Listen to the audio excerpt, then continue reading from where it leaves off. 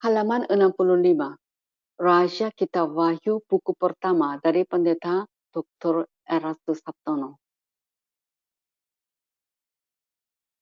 Orang percaya dinantikan sebagai korpus delicti untuk memerintah bersama-sama dengan Tuhan Yesus. Jumlah mereka harus genap yang digambarkan sebagai 144.000 orang pilihan. Halaman 71. Rahasia Kitab Wahyu buku pertama dari Dr. Erastus Sabtono. Jumlah 144.000 adalah jumlah yang ditentukan untuk menjadi korpus delicti tersebut. Mereka adalah para korpus delicti. Mereka juga adalah orang-orang yang akan dipermuliakan bersama dengan Tuhan Yesus sebagai anggota keluarga kerajaan. Dalam Roma 8 ayat 17. Sedangkan di pihak lain, ada sejumlah besar orang-orang yang tidak terhitung sebagai anggota masyarakat. Sekarang saya menyatakan bahwa 144.000 orang dalam Wahyu pasal 7 adalah orang-orang Yahudi dari semua suku keturunan Israel yang akan percaya Tuhan Yesus setelah pengangkatan gereja. 144.000 orang Yahudi akan dimeteraikan di dahi mereka supaya dilindungi dari penghakiman-penghakiman sangkakala dalam masa tribulasi. Jadi, 144.000 orang dalam Wahyu pasal 7 bukanlah bangsa-bangsa lain atau gereja Tuhan, bukan pula 144.000 orang korpus delicti. Kita akan membahas 144.000 orang dalam Wahyu pasal 7. Haleluya. Setelah gereja Tuhan diangkat, akan ada masa kesusahan 7 tahun. Dan dalam masa kesusahan 7 tahun akan terjadi 7 meterai, 7 sangkakala penghakiman, dan 7 cawan murka Allah. Setelah 7 meterai, 7 sangkakala penghakiman, dan 7 cawan murka Allah selesai, akan didirikan kerajaan 1000 tahun dengan kedatangan Yesus Kristus yang kedua di bumi. Dalam 7 meterai, keempat meterai pertama tanpa unsur murka dan penghakiman Allah hanya sebagai akibat-akibat dari antikristus yang maju sebagai penakluk yang menaklukkan kerajaan-kerajaan dunia. Dalam Wahyu pasal 6 ayat 1 sampai dengan 8. Meterai kelima memperlihatkan martir-martir umat Allah, khususnya umat Israel yang dianiaya oleh Roma Katolik dan raja-raja dunia selama masa kesusahan 3,5 tahun pertama. Dan mereka ada di bawah mezbah Allah yang ada di surga. Dan mereka berseru-seru kepada Allah, balaskan darah kami. Balaskan darah kami. Dan ketika membuka meterai ke-6, murka dan penghakiman Allah dijatuhkan atas penganiaya. Dimulainya murka dan penghakiman Allah.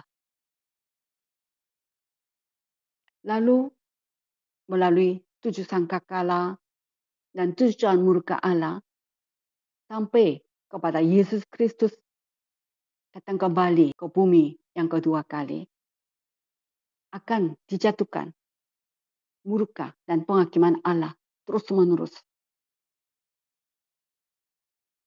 144.000 orang dalam Wahyu pasal 7 adalah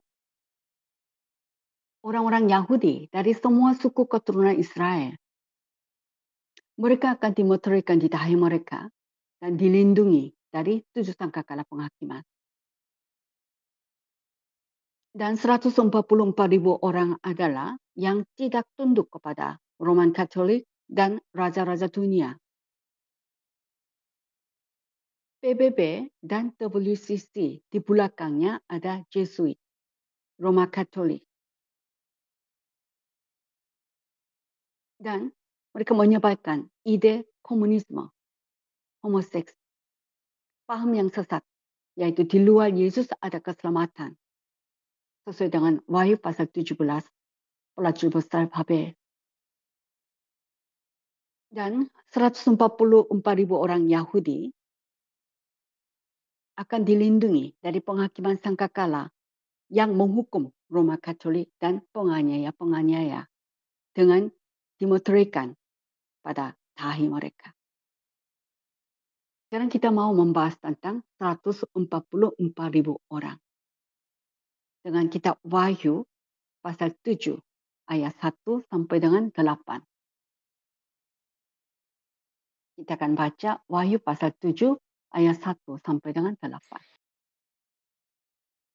Kemudian daripada itu, aku melihat 4 malaikat berdiri pada keempat penjuru bumi, dan mereka menahan keempat angin bumi, supaya jangan ada angin bertiup di darat, atau di laut, atau di pohon-pohon.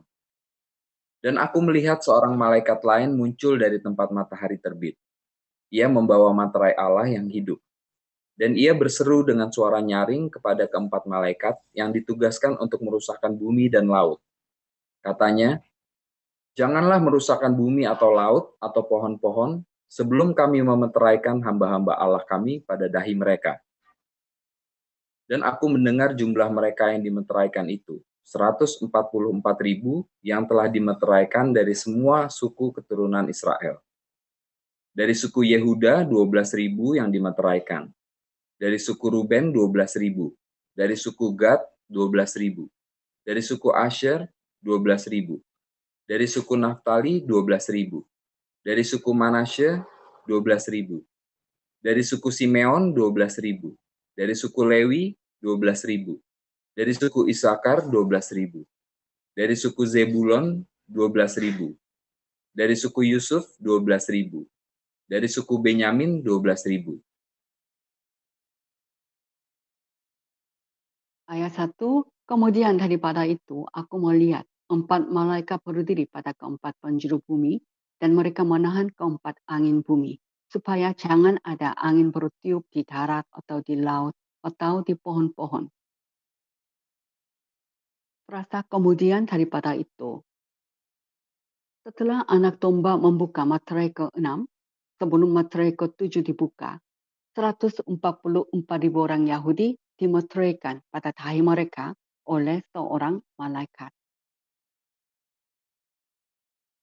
Aku melihat 4 malaikat berdiri pada keempat penjuru bumi.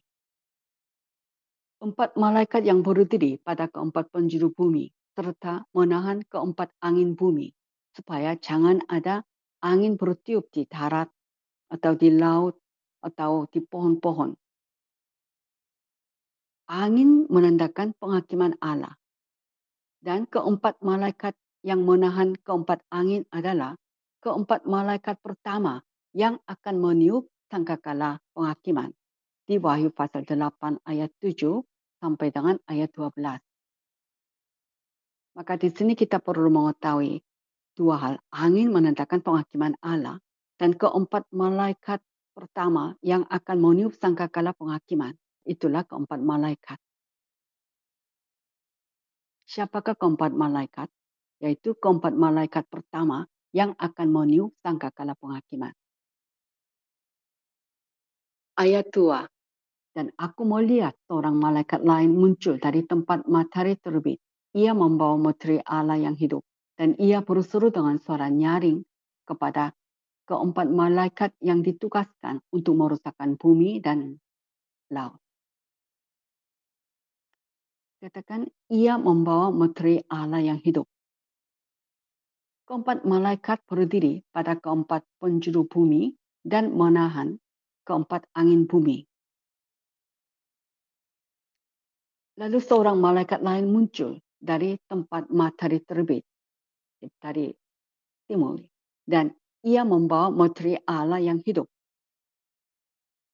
Meteri itu adalah nama Allah sesuai dengan Wahyu pasal 14 ayat 1. Kita mau baca Wahyu 14 ayat 1 yang menjelaskan apa itu meteri. Dan aku melihat, sesungguhnya anak domba berdiri di Bukit Sion, dan bersama-sama dengan dia 144.000 orang, dan di dahi mereka tertulis namanya dan nama Bapanya. Meteri itu adalah nama Allah. Dan seorang malaikat lain yang membawa meteri Allah berseru dengan suara nyaring kepada keempat malaikat. Janganlah merusakkan bumi atau laut atau pohon-pohon sebelum kami memeterikan hamba-hamba Allah kami pada dahi mereka. Keempat malaikat yang ditugaskan itu adalah malaikat-malaikat yang merusakkan bumi, laut, pohon-pohon. Sementara keempat malaikat Allah menahan keempat angin bumi, yaitu hukuman Allah. Seorang malaikat lain memuterikan hamba-hamba Allah, yaitu 144.000 orang Yahudi pada dahi mereka. Lalu di Wahyu pasal 7 ayat 3, katanya, janganlah merusakkan bumi atau laut atau pohon-pohon sebelum kami memuterikan hamba-hamba Allah kami pada dahi mereka. Janganlah merusakkan bumi atau pohon-pohon, berarti akan terjadi perusakan. Itulah tulah-tulah yang akan ditimpakan, yang akan dijatuhkan melalui 4 sangkakala penghakiman pertama dalam Wahyu pasal 8 ayat 7 sampai dengan 12. Dikatakan, sebelum kami memeterikan hamba-hamba Allah kami. Hamba-hamba Allah kami yang dimaksudkan di sini adalah orang-orang Yahudi yang akan percaya Tuhan Yesus setelah pengangkatan gereja. Sedangkan orang-orang Yahudi yang percaya Yesus pada masa ini akan diangkat sebelum masa 7 tahun kesusahan. Dan akan terjadi sebelum kedatangan Tuhan Yesus kali yang kedua ke bumi, akan terjadi kebanggaan rohani yang besar di kalangan orang Yahudi sesuai dengan nubuat Kisah Rasul pasal 2 ayat 16 sampai dengan 21. Di ayat 4, aku mendengar jumlah mereka yang dimeterikan itu 144.000 yang telah dimeterikan dari semua suku keturunan Israel. 144.000.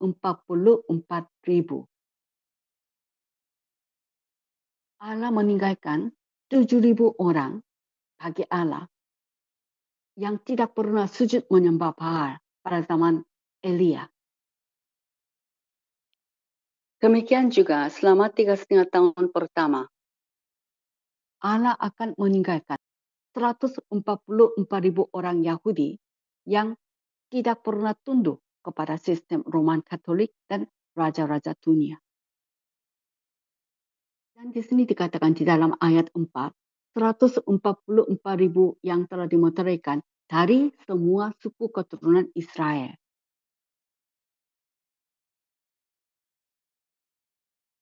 .144.000 orang dari semua suku keturunan Israel. Berarti 144.000 orang tidak bisa menjadi bangsa-bangsa lain. Dan tidak bisa disebut gereja Tuhan. Apalagi orang-orang dari Corpus Delicti. Pendeta Eratus Sabtono menyatakan bahwa 144.000 orang Yahudi di dalam Wahyu pasal 7 ayat 1 sampai dengan 8 adalah orang-orang yang menjadi Corpus Delicti. Dikatakannya bahwa 144.000 orang Corpus Delicti saja menjadi anggota keluarga kerajaan Allah. Sedangkan yang lain hanya menjadi anggota masyarakat. pada masa langit yang baru dan bumi yang baru. Wahyu 7 ayat 5, dari suku Yehuda 12.000 yang dimeteraikan. Dari suku Ruben 12.000. Dari suku Gad 12.000. Kalau kita perhatikan ayat 5 ini, semestinya yang lebih dahulu disebut suku Ruben. Tetapi suku Yehuda yang pertama kali disebut. Tentu ada alasannya. Ruben mengambil gundik ayahnya sehingga dia kehilangan hak anak sulung. Maka suku Yehuda disebut lebih dulu daripada suku Ruben sebagai hamba-hamba Allah yang dimeteraikan untuk dilindungi dari penghakiman-penghakiman sangkakala Allah. Lalu di ayat 6, dari suku Asher 12.000, dari suku Naftali 12.000, dari suku Manasya 12.000. Ayat 7, dari suku Simeon 12.000, dari suku Lewi 12.000, dari suku Isakar 12.000. Di antara 144.000 orang yang masing-masing 12.000 orang dimeteraikan, suku Efraim masuk dengan nama Yusuf dan suku Manasye juga. Tetapi tidak ada suku Dan. Semuanya berjumlah 12 suku.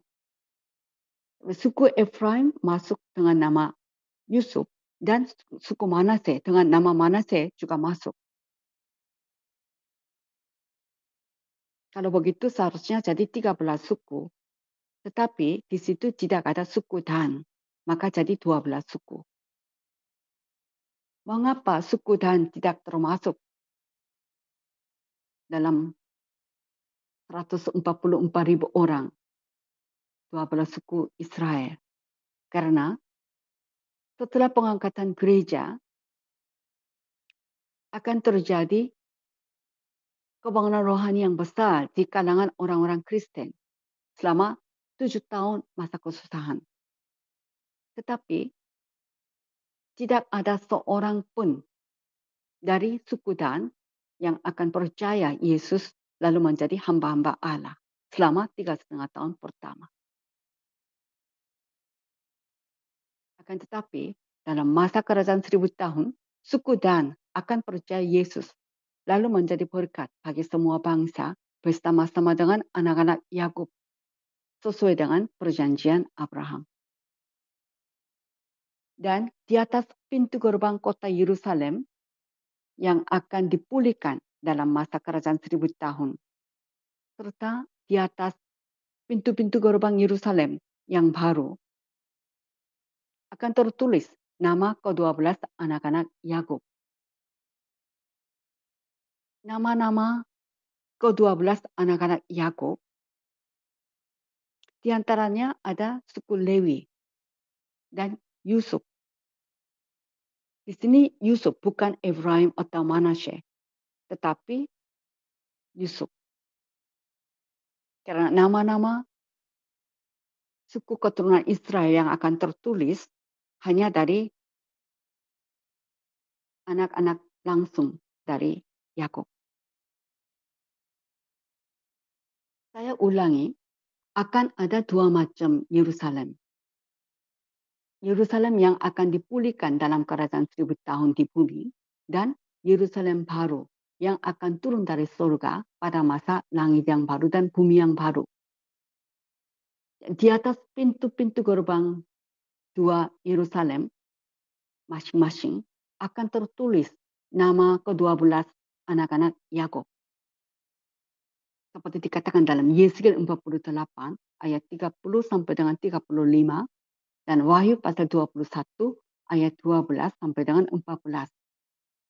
Di antaranya ada nama suku Lewi, ada nama Yusuf juga.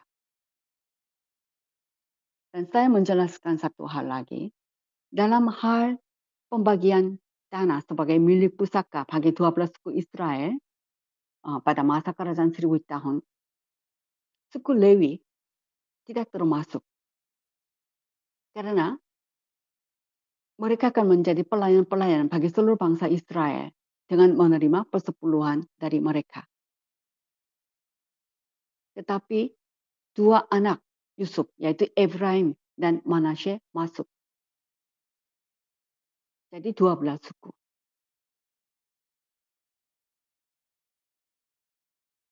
Dan nama suku Lewi juga akan ditulis pada pintu gerbang Yerusalem baru yang akan datang.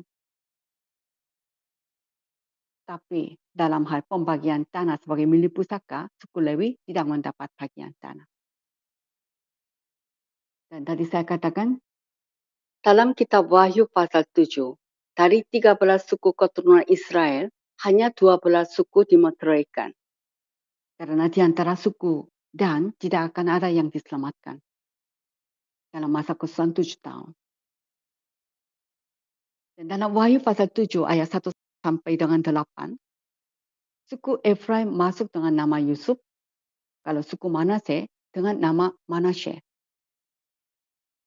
Dan ada juga Lewi, tapi suku Dan tidak ada. Dalam 144.000 orang yang akan dimeteraikan dari semua suku keturunan Israel. Saudara mungkin bisa dapat keyakinan bahwa 144.000 orang ini bukan gereja Tuhan, bukan non-Yahudi. Apalagi 144.000 orang dari Corpus Delicti. Sama sekali tidak mungkin. Karena ini semua sekarang bicarakan mengenai 144.000 orang kalangan orang-orang Yahudi. 144.000 orang. Ini adalah semuanya murni orang-orang Yahudi. Supaya kita tahu dengan jelas, tidak diragukan oleh paham-paham yang menyatakan 144.000 orang adalah yang percaya sekarang. Entah dari kelompok apa. Kalau katakan demikian, tentu gereja Tuhan atau orang percaya akan mengalami masa kesusahan 7 tahun. Maka saya tegaskan mengenai siapakah 144.000 orang ini. Saya sambung dengan ayat 8, Wahyu 7 ayat 8. Dari suku Zebulon 12.000, dari suku Yusuf, ini nama yang sama dengan Efraim ya, saya sudah jelaskan. Dari suku Yusuf ini Efraim 12.000, dan dari suku Benyamin 12.000. Dari 13 suku keturunan Israel, 12 suku saja percaya Tuhan Yesus dan menjadi hamba-hamba Allah selama masa kesusahan 3,5 tahun pertama. Dan mereka akan dilindungi dari penghakiman-penghakiman sangkakala dengan dimeteraikan pada tahi mereka. Lalu ketika ditiup meteri yang ke-7, 144.000 orang Yahudi ini dengan hidup-hidup akan diangkat ke surga. Dan ketika 144.000 orang diangkat, tubuh mereka diubah menjadi tubuh roh. Lalu diangkat. Sama seperti pada waktu orang-orang percaya diangkat, tubuh daging mereka akan diubah menjadi tubuh roh. Lalu diangkat. Dan mengenai terangkatnya 144.000 orang ke surga, dijelaskan dalam Wahyu pasal 12 ayat 5. Dan intinya adalah yang di dalam Wahyu pasal 12 ayat 5 yang disebut seorang anak laki-laki itu menunjukkan 144.000 orang.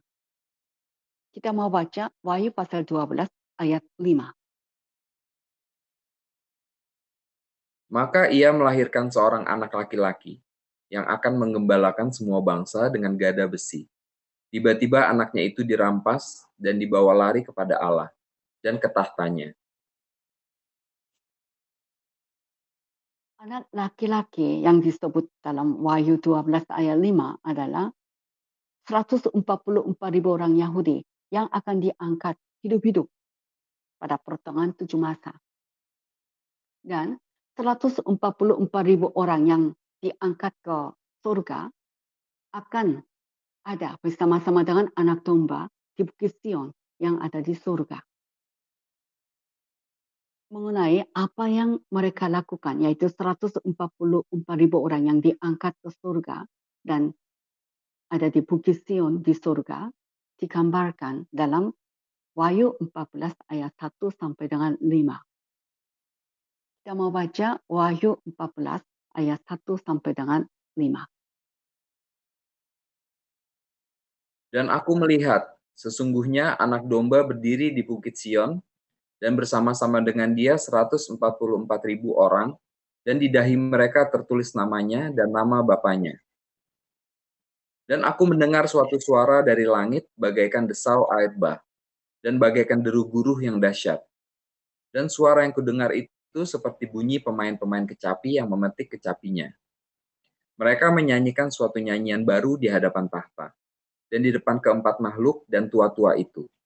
Dan tidak seorang pun yang dapat mempelajari nyanyian itu, selain daripada 144.000 orang yang telah ditebus dari bumi itu. Mereka adalah orang-orang yang tidak mencemarkan dirinya dengan perempuan-perempuan, karena mereka murni sama seperti perawan. Mereka adalah orang-orang yang mengikuti anak domba itu kemana saja ia pergi. Mereka ditebus dari antara manusia sebagai korban-korban sulung bagi Allah dan bagi anak domba itu. Dan di dalam mulut mereka tidak terdapat dusta. Mereka tidak bercela. Mengenai 144.000 orang, ada beberapa pendapat. Kelompok yang sesat selalu menyatakan bahwa merekalah 144.000 orang. Untuk contoh, salah satu sekte yang sesat di Korea Selatan, Shincheonji, mereka mengatakan kelompok merekalah 144.000 orang. Saksi Yehova juga menyatakan bahwa merekalah 144.000 orang. Pendeta Kristen yang didukung oleh pendeta-pendeta Kristen yang lain menyatakan bahwa 144.000 orang yang di dalam Wahyu pasal 7 ayat 1 sampai 8 adalah 144.000 orang dari Corpus Delicti. Dan dikatakannya pula bahwa yang lain akan masuk dalam langit yang baru, bumi yang baru sebagai anggota masyarakat. Hanya 144.000 orang dari Corpus Delicti, hanya mereka saja akan masuk sebagai anggota keluarga kerajaan Allah. Sekarang apa yang saya katakan, apa yang kita menyatakan adalah bahwa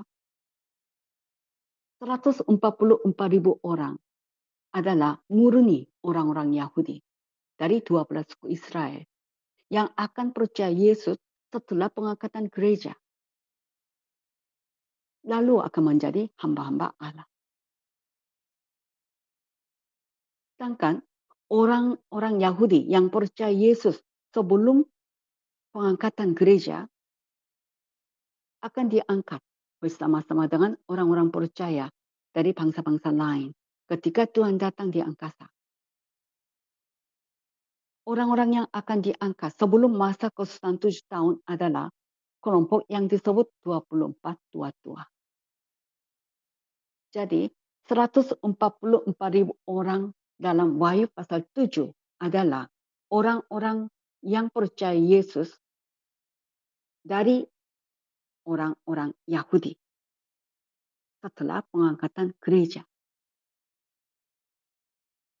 Sekali lagi, 144.000 orang dalam Wahyu pasal 7 bukan bangsa-bangsa non-Yahudi, bukan gereja Tuhan. Bukan pula 144.000 orang dari Corpus Delicti. 144.000 orang dalam Wahyu pasal 7 adalah orang-orang Yahudi yang akan percaya Yesus setelah pengangkatan gereja. Haleluya.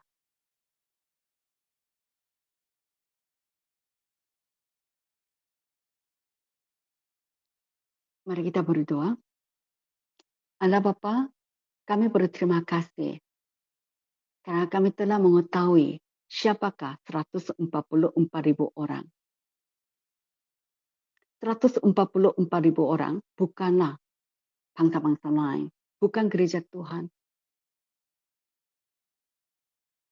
144.000 orang adalah orang-orang Yahudi, murni orang-orang Yahudi yang akan percaya Tuhan Yesus setelah pengangkatan gereja. Bapa, kami mengerti dengan jelas.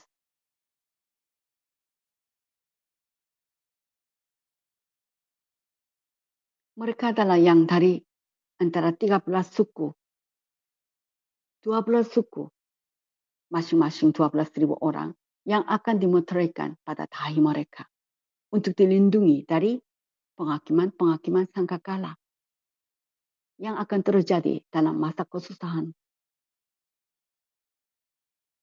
Dan mereka adalah orang-orang yang tidak mencemaikan diri mereka dari sistem Roman Katolik dan raja-raja dunia dengan tidak tunduk pada ide komunisme, homoseks, dan ajaran sesat, yaitu ada keselamatan di luar Yesus. Allah Bapa, ada yang menyebarkan ajaran yang keliru bahwa 144.000 orang adalah orang-orang percaya. Dan orang-orang percaya akan mengalami masa kesusahan. Akan tetapi kami percaya 144.000 orang adalah murni orang-orang Yahudi yang akan percaya Tuhan Yesus setelah kebangkitan. Kami percaya pengangkatan sebelum masa kesusahan 7 tahun. Dan itulah our blessed hope. Harapan kami yang diberkati. Kami sungguh-sungguh berharap. Dengan harapan ini kami mau melewati masa-masa yang sukar. Berikan kekuatan pada kami. Agar kami sungguh-sungguh dapat goal hidup kami. Yaitu pengangkatan orang percaya sebelum masa kesusahan. Dalam nama Yesus kami berdoa. Amin.